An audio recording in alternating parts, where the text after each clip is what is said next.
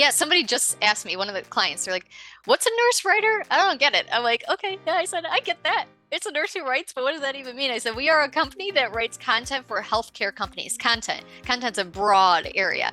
So we have clients in many different areas. We serve healthcare companies that serve nurses. So their audience is nurses. We have healthcare companies that are techie and they serve healthcare providers that maybe they have a product for them, or maybe they have a product for consumers. So you can write for consumers based on that tech side.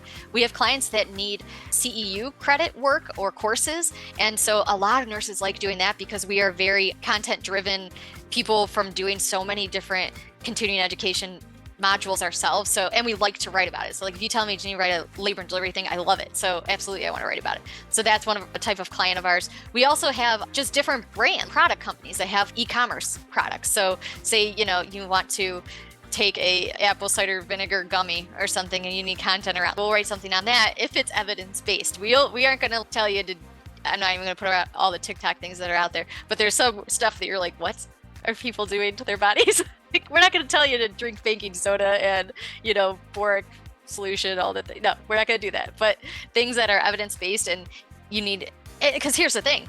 With Google's latest algorithm, they actually added another E. So Google's algorithm is EEAT, experience, authority, and trustworthiness is in there, and then expertise is the other one. So experience is the new E, and they want people writing content that have experience in the area. So that's where we come in. We're specialties. So if there's a eating disorder company that is like, we actually have an eating disorder company as one of ours. And what they do, they provide services for people with eating disorders, and they have facilities throughout the nation. And they need content for every one of those blogs across the nation. So there's like 5 of them. So we'll write content for this one, that one, that one, that one. But we need nurses who have experience with patients with eating disorders. Janine's not one of those. So I got to find somebody who does. And those become our core set of writers for that client because they need that. They need that for their Google presence. And now that company is going to rank on Google because in their byline, they have not only a nurse that has experience in eating disorders, but can speak to it. And they have that authoritativeness and trustworthiness behind their name to say, yes, this is what your content needs, is your eating disorder patient needs. I'm Christine from paidcopywriter.com. I mentor aspiring writers and freelancers who want to replace their 9-to-5 income by becoming self-employed, working from home, no longer dealing with office politics, commutes, or any 9-to-5 BS. If you like that information, you want to learn about content writing, copywriting, marketing, and all things freelance business, you're definitely going to want to subscribe to this channel. I release new videos every week, and definitely comment down below because I like hearing from you guys in the comments. Janine Kelbach, welcome to the Paid Copywriter Podcast. I'm so excited to have you on. So excited to return the favor because I've been on your podcast. Now you're finally here on mine. Let's get right into it. Tell me a little bit about your background and how you became a copywriter. Yeah, so thank you for having me on. It's been long coming and I'm excited to be here. I am honored to be here on this podcast and I love this podcast. And so my background is actually, I'm a labor and delivery nurse by background, been doing that since 2006. And over time, I was like a lot of people that go into freelance writing, kind of just looking for something on the side, not really knowing what that looked like or what that was. But over time, it kind of became more clear that I wanted to be like a health content writer. I had skills of a nurse, but really it bothered me when patients would come into the hospital with like a birth plan or different remedies they wanted that were not medically, background of it was not, it was a little sketchy. And so evidence-based medicine is always what, I want patients to know. And so if they look on Google and it's not evidence-based, it's scary. It's scary for patients and you don't want people getting that misinformation all the time. So it started there and then kind of morphed into a lot of different kind of companies that I've written for. So it's not just, maternal child health. It's turned into a whole slew of different healthcare topics and different audiences too, whether that's, the tech side or nursing, or sometimes the audience are actual nurses. And then sometimes it's patient focused. So it just depends on the different types of clients. But I am so grateful that this career has turned into a full-time thing for me. And it's definitely something I never thought it would be at the beginning. Right, because I'm sure when you went to nursing school, you figured I'm going to be a nurse until I retire. What happened? Like, what were those? Take me back to those early days where you first, I guess, even realized this was possible for you to become a writer. How did that opportunity come about? And then what was the segue from side hustle to full time like? Yeah, it's funny because I talk to other marketers or writers or whatever, and who have no idea about the healthcare side of things. And there's like two things people say, like, I didn't know nurses could be writers. And then the other thing is like, how the heck why would you even want to go this way when you're like already that way? Well, in nursing school, like you said, you learn nursing and that's where you're focused. And that's actually where I thought I'd retire because that's what I thought I'd be when I grew up. And so I actually didn't never thought of it not being that, even when I started to branch off into like a side hustle. So back when I was working 12-hour shifts at the bedside, I started to do just different career paths in nursing. I wasn't just bedside nurse, I was now charge nurse, and then I precept a lot of other nurses. Then I started to do an assistant manager position. Then I got my certification, and then I started to do educator, and then I started to be an educator and instructor for different certifications for nurses. And I was like, why am I bouncing around so much? Like, I love everything I'm doing, but I don't know if I'm just bored or what it is. And then I had another opportunity come my way where it was a home care position for maternal child health. So it was actually pregnant women. And so I would drive around Cleveland. I had my own kind of schedule where I could work my days off and then plot my patients as long as they were seen weekly. I can plot them out on what time I would be at their house and whatever. And we text each other, make sure that was good. And what I realized in that job is that I really like working by myself. I like having my own schedule, being flexible. I know what's needed from me. I'm motivated to go to work. I only had to call the center if something was wrong, and usually things were okay. I'd have to call the squad for some patients or whatever, but it was generally fine. And so after I did that job, I was like, okay, maybe a new nursing job is not my solution. I need something a little bit different than that. So then, Google came around. Google this. What can a nurse do from home? And I kept going around. This was back in like 2013. So I think the Google pathway was not as clear as it is now, where nurse, like freelance writer did not come up. But eventually I got to writer and I wasn't even looking at nurse. I was looking at what can I do from home as a human being, and a writer came up. And I always enjoyed writing, and I always like help patients try and find accurate information and such. So the research side was there of me. And I took it when my bachelor program, I did it from home. I was doing an online course and it was all papers. I did no tests because thank God, because I like test anxiety. So I love writing papers, which sounds really nerdy, but some of us are like that. So whatever. So I would write all these papers and I enjoyed that too. So with that program, I knew I enjoyed writing as well. And then you know, I was in this group of like other moms and they were like, yeah, we're moms who write. We're freelance writers. And I'm like, I don't know what that is or what that even means, but I want to be one of those. You get paid to write. That sounds cool. And they were like, wait, you're a nurse? I'm like, yeah. They're like, go get health writing opportunity. Like this, you have such a unique skill set. And I'm like, oh, okay. Well, eventually, like I got it together and like was able to pitch some clients. And my first client was healthline.com. So I was able to start writing for them and knew I enjoyed it and then kept that process kind of going. And here we are now. Wow, that's amazing. What was the, I guess, like final moment where you were like, okay, I'm ready to leave nursing full time and like pursue writing? Was there a dollar amount? Was there a certain client? Was it just like, no, I'm ready? It was the pandemic, actually, is what did it for me. I'm one of these people that like can't let things go. Like I'm very gradual. The income thing was definitely part of it because, I was the breadwinner. I have the benefits for our family. I had a great job and I didn't not like it. I enjoyed it. So it was hard for me to kind of step back. So when I took my bachelor's program, I actually went part-time. And then that helped me then build up the writing thing a little bit. And then the pandemic came and I was educator for the hospital for OB. So I had the OB educators, which is actually, there's like so many hats I wore in that. So I was like a recruiter and then like onboarder for new nurses and the educator for other nurses. And so for two hospitals. So it was nice. I loved it because I got to go for both shifts and like catch all the new nurses and help them out. But when the pandemic hit, it was like mayhem because the nurses, we had such a turnover of nurses, plus nurses that still wanted to work in OB. Then the COVID guidelines changed so rapidly, especially when you're pregnant and newborns. So it was crazy. So, and then they're like, oh, and Janine, you have to remote school your two children. And I was like, oh my God, I can't do all this. Well, at that point, my writing business was where I wanted it to be, where I could cut the cord and actually go full time with it. But with those uncertain times, you're like, is the world just shutting down and nobody's going to have money to pay writers? I don't know. But it actually kind of blew up for me And I don't know if it was because of COVID and people wanted healthcare guidelines or whatever. I actually can't even remember the types of clients that were coming to me because it was such a crazy time. But I had to go, okay, kids are most important, and then a job with benefits. But I can't do all of this, but I don't want to let the writing go because I built this thing from the ground up. And so I started connecting with some of the nurses that I trained to be writers and start their own writing business. And I was like, hey, I have this client, that client, that can I give you some work? And they're like, yeah. So I subcontracted with them and started to build this. Well, then I still had clients coming to me. Janine, do you have experience in oncology? I'm like, no, but Julie does. Do you have experience here? No, but so and so does. And then it like clicked. I was like, wait, if I can help other companies with nurses that I've trained to help start their own businesses, they just want work. What if I did this together and created this experience where I could match people? Well, no, what that's called is an agency. I'm told later. What do I know?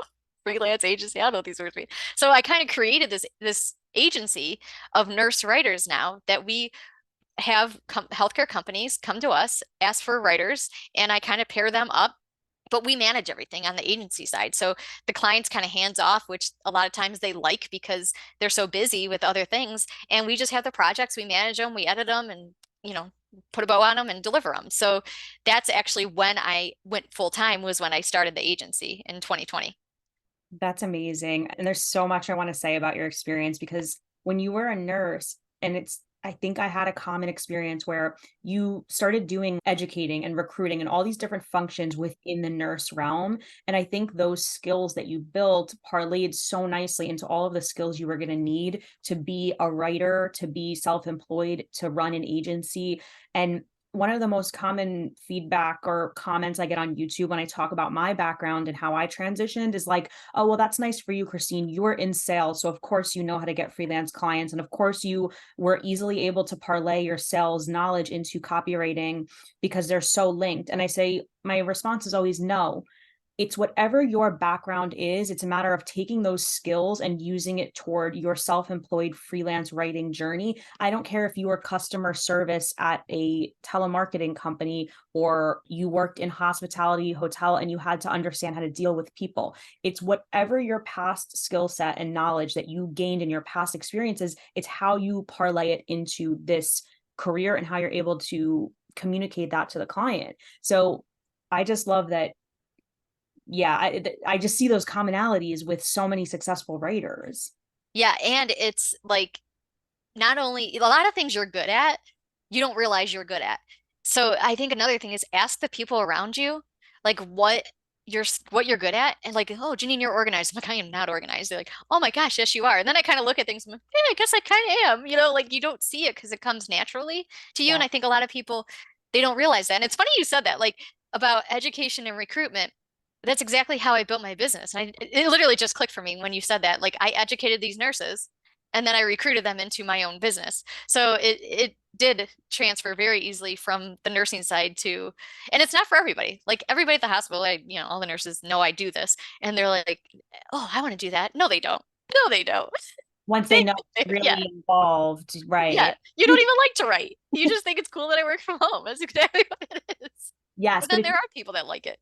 right. And if you like to research and you are somebody, I almost feel like the biggest misconception with content writing and copywriting is that you need to be interested in poetry and all this stuff.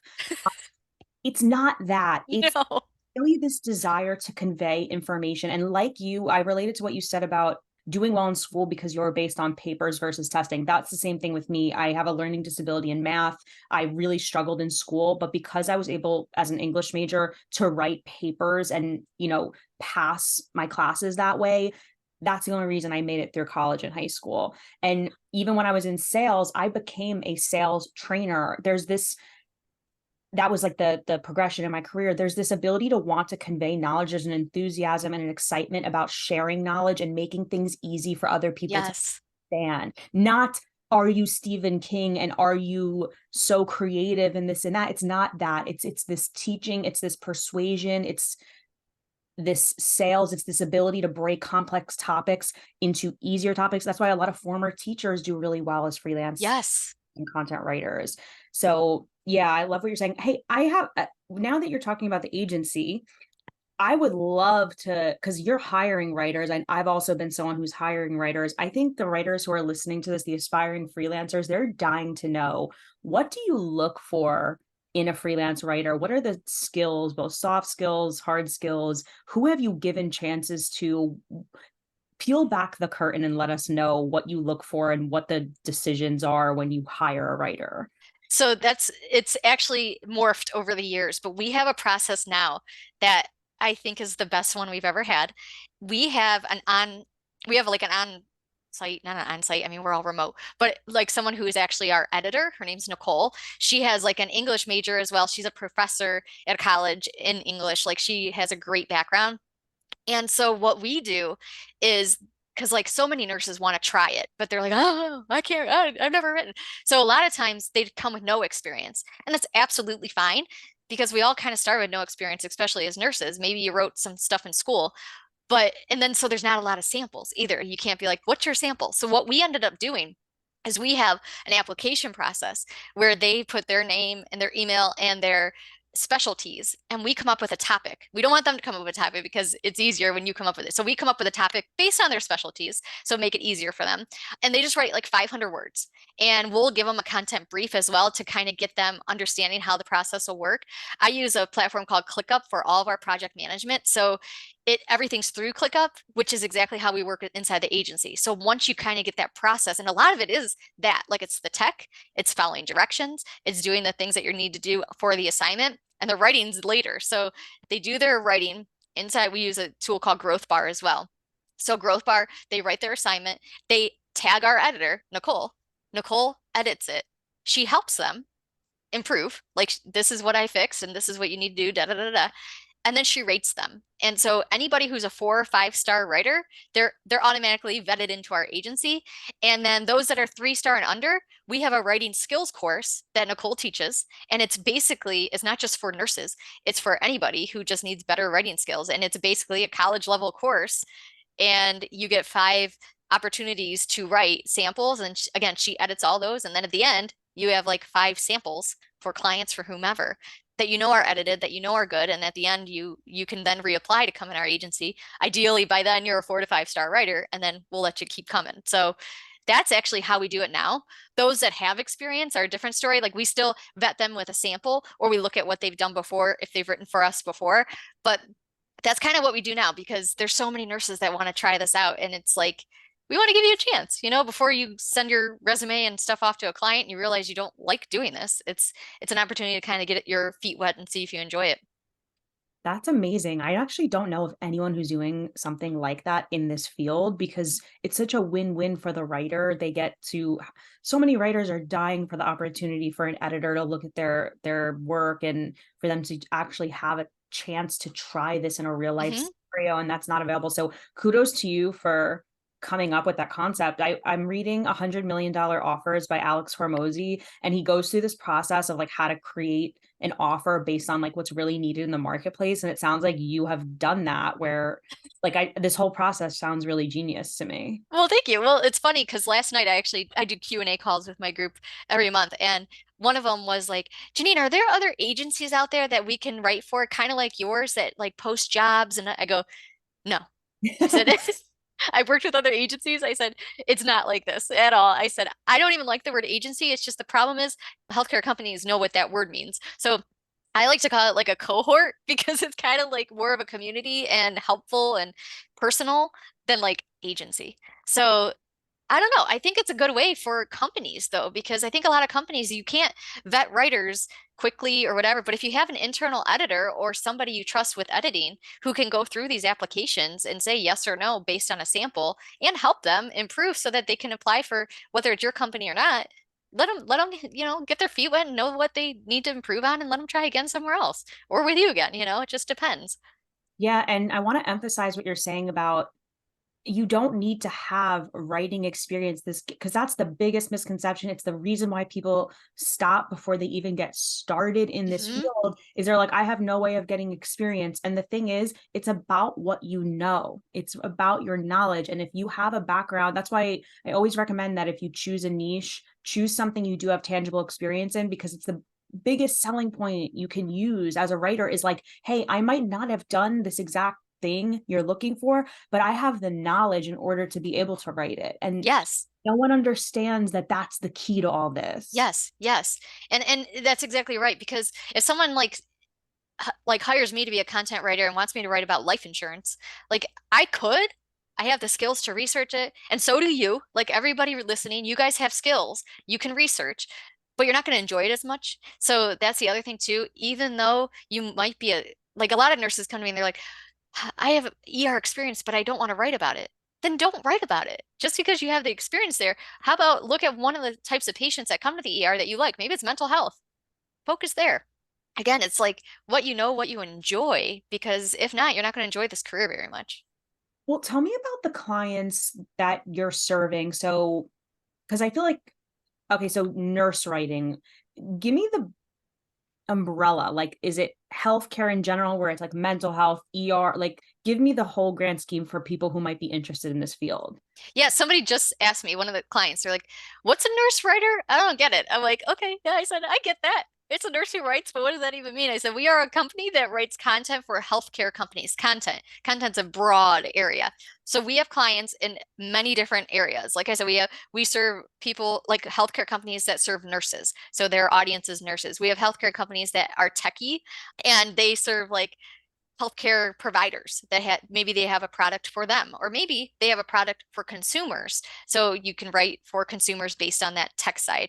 We have clients that need CEU credit work or courses. And so a lot of nurses like doing that because we are very content driven people from doing so many different continuing education modules ourselves. So, and we like to write about it. So like if you tell me, Janine, write a labor and delivery thing, I love it. So absolutely, I want to write about it. So that's one of a type of client of ours. We also have just different brand product companies that have e-commerce products. So say, you want to take a apple cider vinegar gummy or something and you need content around, like we'll write something on that if it's evidence-based. We aren't going to tell you to, I'm not even going to put out all the TikTok things that are out there, but there's some stuff that you're like, what are people doing to their bodies? Like, we're not going to tell you to drink baking soda and, boric solution, all the things. No, we're not going to do that. But things that are evidence-based and you need, because here's the thing, with Google's latest algorithm, they actually added another E. So Google's algorithm is EEAT, experience, authority, and trustworthiness is in there, and then expertise is the other one. So experience is the new E, and they want people writing content that have experience in the area. So that's where we come in, we're specialties. So if there's a eating disorder company that is like, we actually have an eating disorder company as one of ours. And what they do, they provide services for people with eating disorders, and they have facilities throughout the nation. And they need content for every one of those blogs across the nation. So there's like 5 of them. So we'll write content for this one, that one, that one, that one. But we need nurses who have experience with patients with eating disorders.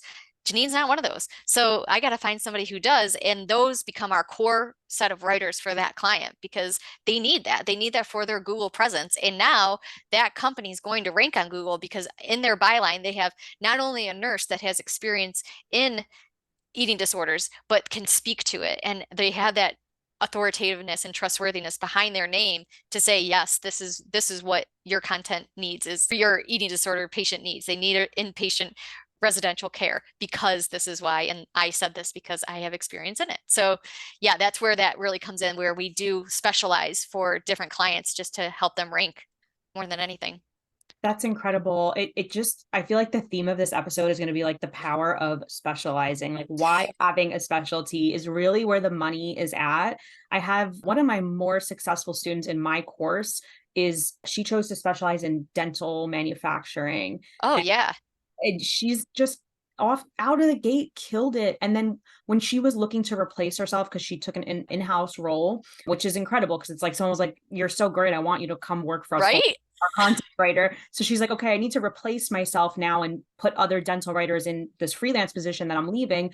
And so many people tried to apply to the role when I called for it, but they were not specialized in dental. Like I needed dental specific samples. So it just goes to show you, if you have these samples that are in that specific niche, you rise to the top immediately. and here's the thing too, the nurses that applied for that job, because it was eating disorder clinic, I need people with eating disorder background. They had the background clinically, but they didn't have a sample. So we did our sample thing that we do. Write 500 words on this topic. Nicole's going to edit it. She now vets that you are a writer and can write towards this topic. And I even gave them the style guide of our client so that they can write to that as well. So that's the other thing too, is when you're just because you don't have samples in that area, write one. Write a sample in that area and then apply to the job.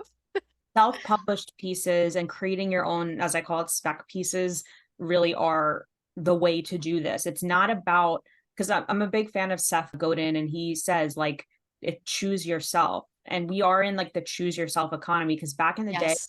you needed to get through so many gatekeepers in order to pursue this career. And it's probably why I didn't get into writing earlier on, was because it was like, well, I need to apply and get approved and get picked. And now it's like, no, put your stuff out there online, market yourself, tell people you are this and you will be that. That's the Mhm. magic of it.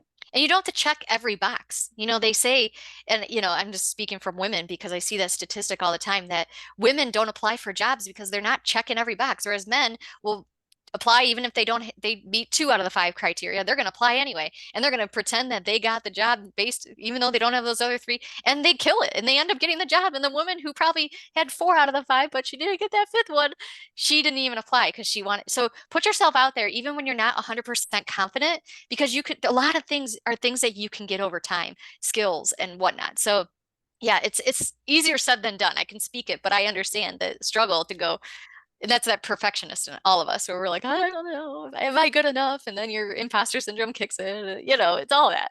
Yeah, I heard this on some type of career podcast, but they were saying that like the job listing is not a list of requirements, it's a wish list. And when you realize Yes. list, you can approach it so much more confidently. And imposter syndrome and this like fear of being found out for being new, I have to say it is the number one issue. You and I both mentor freelance writers. I don't know if you've experienced this too. It is the number one roadblock to deal Hmm. with.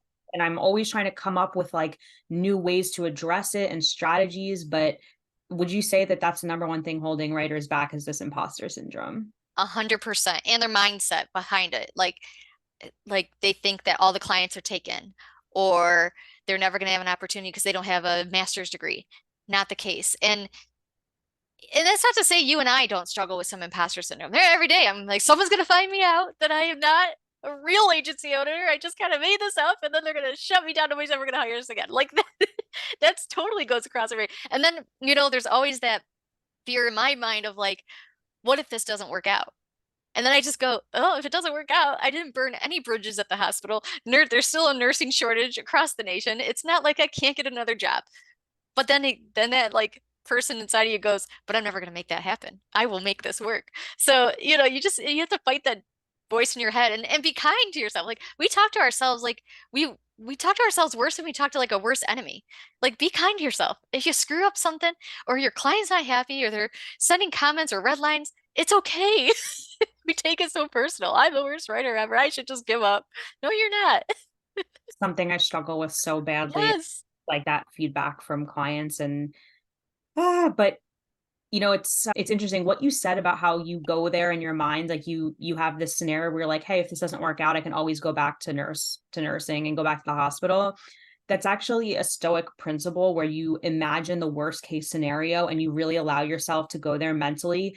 And once you see that the worst case scenario isn't that bad, it gives you the confidence to just move forward. Because I do that too. I'm like, okay, so if I lose this client, or if something happens where I'm not able to get clients and I lose all my money, what then what? And they say, okay, well, I have a skill set. I can go get a job and get back on my feet. And would that be the worst thing on earth? No. Right? And the funny thing about putting yourself in that mindset is that the worst case scenario never happens. But once you've accepted it, it allows you to move forward without fear. And I think that's the biggest difference between people like you and I who experience imposter syndrome, but don't let it hold us back, is that we just take action. It's there. We're insecure. We're feeling it. We don't feel 100% confident, but we act Do anyway. it anyway. Yeah, do it anyway. And I think too, it's funny because it's like the worst case scenario was what I did for 20 years. And it wasn't that bad. It wasn't horrible. Like it was what most nurses do. Like it's okay. But yeah, that's exactly what it is. Taking action is the hardest thing. The other hard thing to do, you can take action, but then people feel like they need some sort of motivation to keep going. But the motivation doesn't ever come. The motivation is brought on by habits and consistency. There's many days I wake up and I'm like, oh man, it's 80 outside and beautiful, and I just don't want to work at all. And some days I don't. Some days, most days, you still have to show up. And I think that's the hardest thing is no one's counting if Janine's late to work that day. No one's giving me a point. No one's gonna fire me for a no call, no show. Like you have to show up because you have to show up. It's your job to show up. And your clients are just waiting on deliverables. They're not seeing how much time you're putting into anything. So that's the other thing is, having that courage to show up every day and make it happen. It doesn't just happen because you just want it to and you want motivation to do it. The motivation needs to come because you start and you keep going. Yeah, it's that initial spark because people get very excited about freelance writing. And when they see the possibility and the opportunity, they get really fired up about it. But then, yes, the day-to-day sets in. And that's with absolutely anything. I mean, with my online course, with 30 Days to Paid, with my brand, Paid Copywriter, there was this super inspirational moment that I believe was from God, like telling me, do this. This is what you should be doing.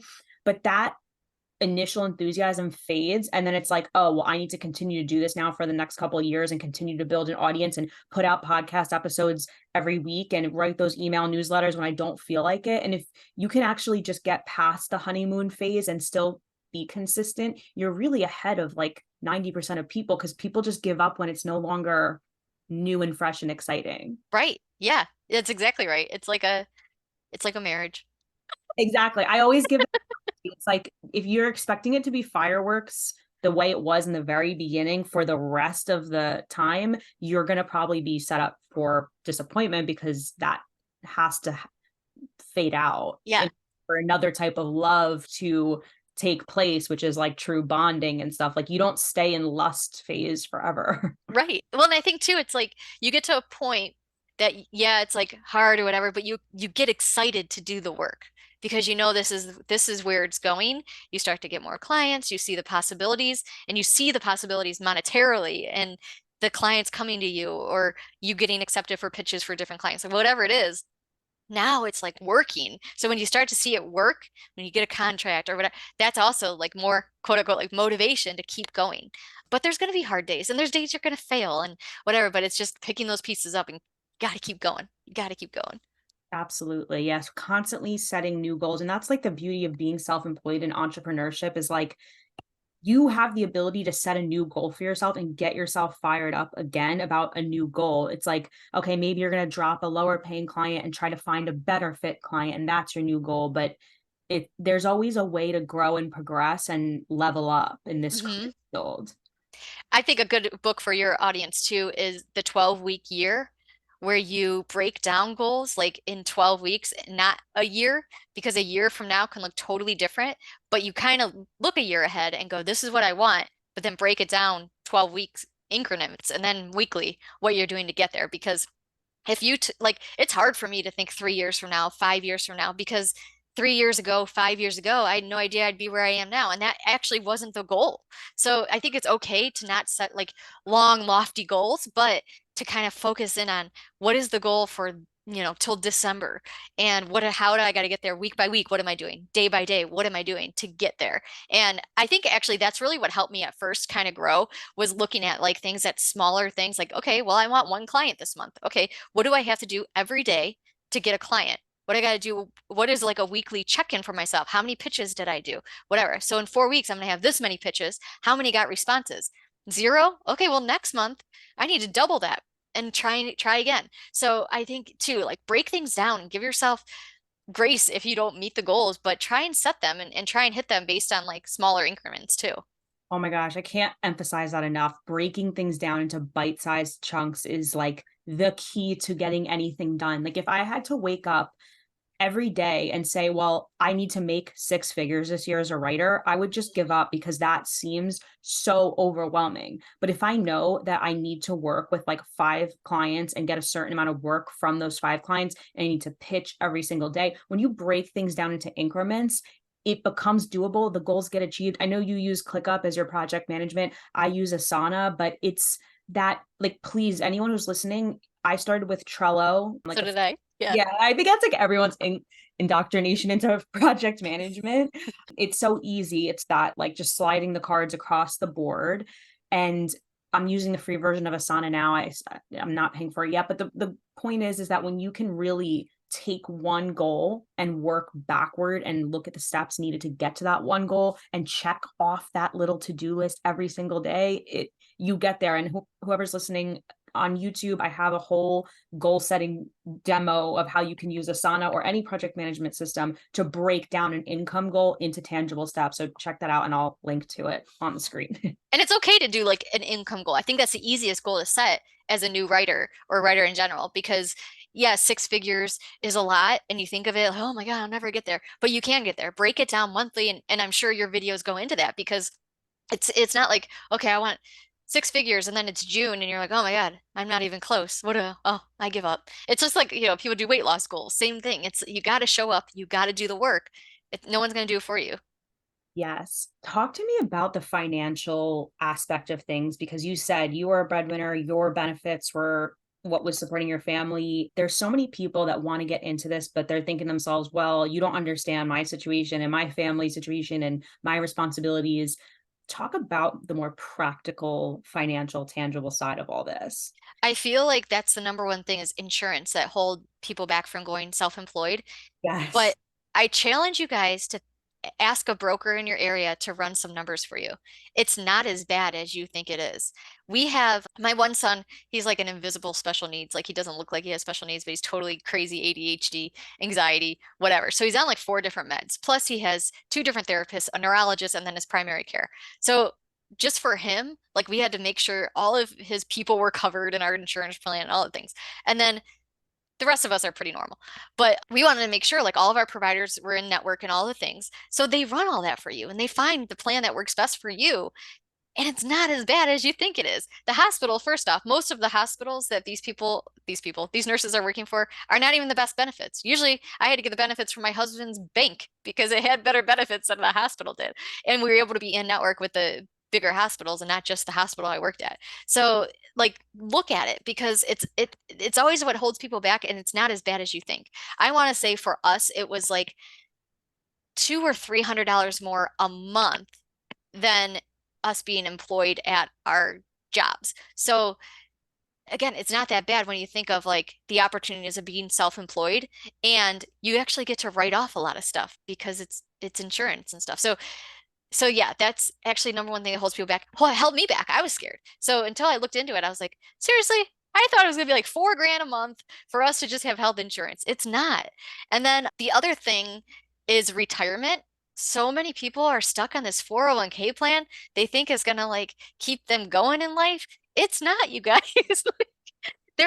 You can do different things in your freelance writing business, being self-employed for a 401k. You can do your own 401k and that's very possible. You can look at other ways in investments. And sometimes that's real estate. Sometimes you like look outside the box. You don't have to just be in your 401k plan. It's my retirement.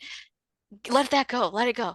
And then same thing, hourly wage at the hospital. If you, oh, I'm not going to get with my hourly wage. Yes, you will. You'll actually get more than you do at the hospital because after your W-2 employee, look at all the taxes, see what actually you're bringing home and look at that because self-employment is not as, yeah, you probably will take a little cut at first, but the difference between self-employment and the hospital, you can always make more money.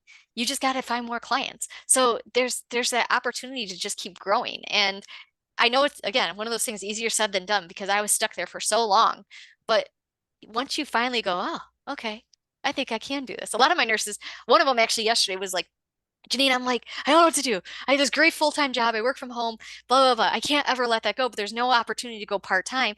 My writing income isn't where I want it to be yet. And my clients, I don't have enough clients, but I don't have enough time for my clients. So I said she's in that messy middle where it's like you don't know what to do. I said, I've been there. I had that opportunity to go part-time and I did. Then I went PRN. Like I couldn't just let it go. And I said, so there's a couple options. And like I'm like, you can look for a part-time job as a nurse or a writer. Maybe look at that. I said, if you want like part-time work or something. So there's so many ways to go about it, but I think that's also what holds a lot of people back is their full-time job is taking all their time and you don't know how to like navigate the next steps. And sometimes you just have to cut the cord and go, I'm doing this. And it's crazy when all your time and effort goes into your business, how much growth you'll have. That's the thing. You almost keep yourself. It's such a toxic cycle because you're like, my income, my freelance writing income isn't where I need it to be. So I don't feel comfortable transitioning, but it's your discomfort in transitioning that's keeping your freelance income that low to begin with. And once you just take that, I guess, like a little leap of faith and put your full-time energy into pursuing clients, you'll see your income go up. I'm really glad you said that and explained that with your son's needs and the insurance, though, because I've never wanted to broach this topic because I'm engaged now, but I've been like single, like a single female for these past couple of years freelancing. So I was always like, oh, well, I come from a privileged vantage point because, yeah, of course, as a healthy single girl with no kids, it's easy for me to deal with the benefits situation, right? Yeah. But I always think about the people who have chronic illness and Hmm. it's special needs. And it's what I love that you pointed that out. I've never been able to articulate that because I just didn't even have the answer to give people when they had those concerns. But like you said, when you put things on paper and actually do the comparison and peel back the curtain and shine a light on the actual numbers, your anxiety will dissipate because you're seeing things clearly. Yeah. Same thing with like get a good CPA and accountant because so you basically you want to look for somebody who specializes in small business. Where you can find those people, go to your local bank where you have your account and talk to the manager and see if they know anybody. Referrals are the best because they know those deductions that you can get. They know who to set you up with for like I'm with ADP for payroll. Well, I didn't know I could do payroll as like a solopreneur. Yes, you can. You could even put your kids on, make them a tax deduction and give, take more money that way. Like there's so many ways to legally, obviously go about it that like my husband's part of my business. He doesn't do anything for my business, but on paper he does, and that's okay. Like it's as long as he is making a quote unquote salary, it's like the government has so many little loopholes that are legal that a good CPA will help you navigate. And then in that way, that's how I got connected with like ADP. And, my husband worked at the bank. So he connected us with like the financial guy that's his friend for like 401k and stuff for right RN. So like we have our own 401k plan. Again, not crazy numbers either. Absolutely. Yeah, I like what you said about retirement too, because I have a Roth IRA and Hmm. there's a lot of downsides to 401ks that people don't necessarily Oh, realize yeah. that like aspirate. I guess I'm lucky that I was so all over the place with my past like full-time employment because it never made sense for me to even open up 401ks at a certain point because I kept rolling it over and getting a new Yeah, and yeah, yeah, yeah. it's like I need something separate and the Roth is amazing. Yeah. Yeah, I have a Roth too because it makes sense. A lot of times, like you can contribute so much to it, and then, you could do whatever. You can do whatever with the other money. And I just, the way the economy is, we don't even know like how these plans are going to be in the future. And I know nothing. I'm not a financial expert, but it makes me a little weary sometimes to just put all of my eggs in that basket. I don't want to. Yes. And I like what you said too about understanding the trade-offs with becoming self-employed versus like just saying, hey, am I going to get my hourly wage? Is it going to be equal? Because I come from the vantage point of somebody who I actually took a $50,000 pay cut my first year of freelancing. I was making 90K base, not including commission in my outside sales job. I quit and my first year of freelancing, I made $50,000. Now, to some, that might be like, oh my God, that's so much less. You took a huge cut there. That's like a 50%. Well, I would take an even bigger cut to be able to not report to a boss, commute to a job, and Yes. like I would take even less money. I guess I know how to live beneath my means, which a lot of people don't Yes. understand that concept, but still, like, you don't understand that your mental health will skyrocket if you're struggling right now in your job and you're listening to this and you're like, I'm fucking miserable. Yeah. The money you're getting at your job is not worth your mental health and your well-being. It's not. No, and honestly, I didn't realize like when I was at my job how physically my anxiety was being in mental health, I guess more anxiety than anything that would show through my body. And I didn't realize until I actually quit. And I'm like, why don't I don't get migraines anymore? I don't have stomach issues anymore. And I never linked the two. But it's weird once you leave and things are freeing. And I'm like, oh my God, I was seriously physically sick going to my job every day. I never realized. Yes, I was carrying like an extra, I'm going to say like 10 pounds Yes. magically disappeared once I stopped working a full-time job. And it's just, I think it's the stress and it Yes. manifests physically for a lot of people. And it's hard to draw that connection until you're out of it. hmm hmm I forgot to say the other thing that made me leave my job besides the pandemic, because the pandemic kind of threw me into PRN. So I was barely a nurse. Like I'd pick up the bare minimum. And the actual thing that made me quit was when they came in, they bought our hospital, the big company, and they said, okay, well, we're changing the nurses' pay. So you're getting $7 less an hour. $7 less an hour. That's like what I started working at. Like with that number, like when I worked at Burger King, I was getting $7 an hour. Like you're cutting my entire wage. Like, and I'm like, don't be about the money, Janine. Don't be about the money. It's not about the money. You're making good money in your side job. It's not about the money. You're here for socialization and patience and all the things that. And I was like, but I freaking have slept here. I have I've had to shower here multiple times from being like smothered in amniotic fluid or blood or whatever. I've showered here because I've had to like literally live here because there's not enough staff. I've given my freaking life to this place, and you're coming in and saying I got it. And I'm like, you know what? I think this is it. This is where I think I need to go now. I think I'm done now. And so that was also a realization. It wasn't the money, it was the disappreciation of me as a human being. So I had that luxury to go, I can quit now because I can. And I was almost quote unquote like, forced out. I guess I wasn't forced out because a lot of nurses stayed, but a lot of time they had nowhere else to go. So they a lot of them have left now because other companies are paying more money, but really that was the final straw for me was just not being appreciated at all and apparently being sick every day to work that I didn't realize. And the fact that they can come in with such a drastic change out of hmm nowhere and hmm that it's just status quo. That's the thing, is that people look at freelancing like it's unstable. It's like if you think that your job is Is going, stable. Yeah.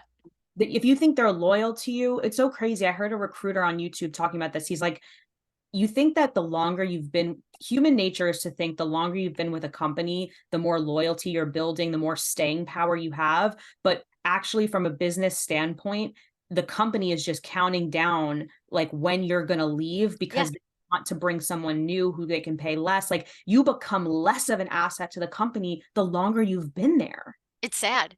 It Yeah. is. It just, you are replaceable. It's really sad. My husband last December left his job. He's doing like contracting now full time. And he was at the bank for 20 years. I was at the hospital for 20 years. My brother-in-law also quit last July. He opened a tea shop. He was working in the hospital as a radiologist tech. All of us thought we were something at the hospitals and the bank. We all thought we were something.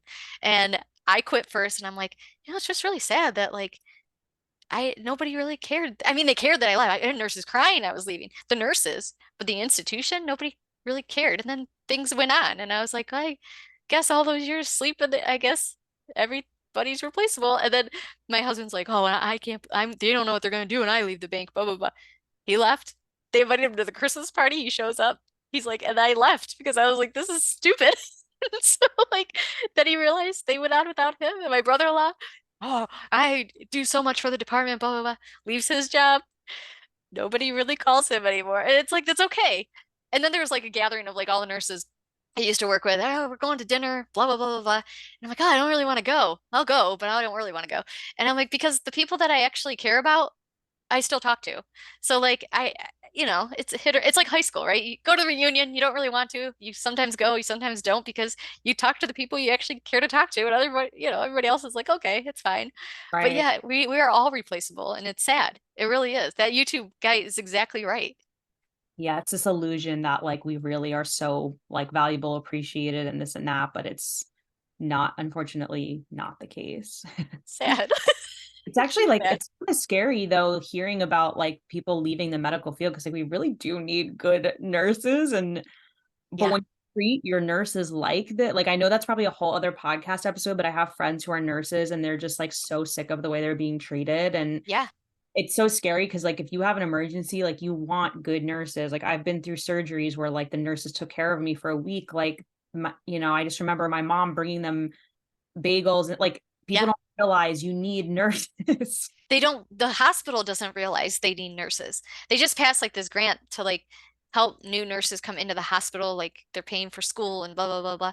But it doesn't solve the problem of the nurses that are there that are leaving. And it also doesn't solve a problem that there's a ton of educators that don't exist anymore because Right. nurse educators, like at universities, get paid garbage. Like they get paid nothing. So yeah, that's the other thing. Like I don't, like, again, I don't even have the answers for an episode on that, but someone does.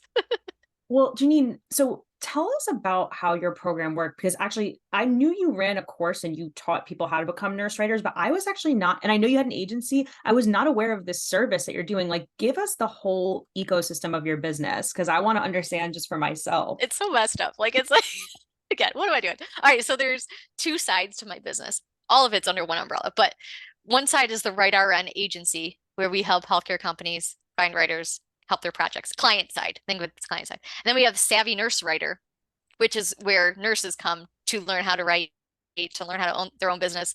And that's where I have a podcast. I actually look at this. I have a book coming out this weekend. That's the proof copy, so you'll let you actually see it. But I wrote a book recently. It's called Savvy Nurse Writer, A Nurse's Blueprint for Starting a Profitable Freelance Health Writing Business. So it's like a really cool companion to the course. So talks actually, Christine, I think you're in here. I Oh, think I recapped the episode you did with me. So in the book, it goes through that, like different episodes. I kind of summarize some of them that have to do with some of the chapters. So yeah, so there's that. And then I have my online course and a couple like course bundles. We actually just started doing this because so many nurses are hesitant to like go into the course, like the big chunk of change for that course. So like we have challenges and we have bundles for like small like mini courses to kind of get your feet wet and go, yeah, I think I do want to do this. So, and then we have that writing skills course, which is pretty cool too now that we can help writers with that actual skill of writing. So that's it in a nutshell. okay.